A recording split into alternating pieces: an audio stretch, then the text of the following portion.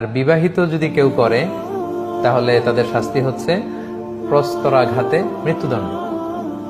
যদি 4 জন সাক্ষী এখানে থাকে, প্রত্যক্ষ সাক্ষী, তো সাধারণত প্রত্যক্ষ সাক্ষী তো পাওয়ার কথা না, কারণ কেউ যদি এরকম পাপে লিপ্ত হয় তারা সেফটি, সিকিউরিটি এবং নিজেদেরকে হাইড করেই তারা এই পাপ কাজ করবে। ফলে সাক্ষীর মাধ্যমে আসলে এটা পাওয়া যায় না, আনলেস তারা যদি অ্যাকনলেজ না করে।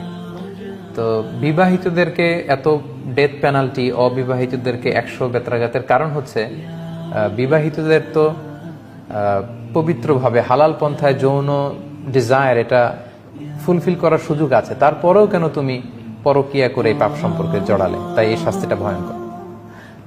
আর যদি অ্যাডাল্টারি না হয়ে ফর্নিকেশন হয়, অর্থাৎ সূরা নূরের 2য় আয়াতে বেসিক্যালি ফর্নিকেশনের কথাই বলা হচ্ছে যে অবিবাহিত নারী পুরুষ যদি এই পাপ কাজে জড়িত হয়, লোক চক্ষুর সামনে খুব নির্দয় ভাবে তাদেরকে এই 100 বেত্রাঘাত করতে হবে।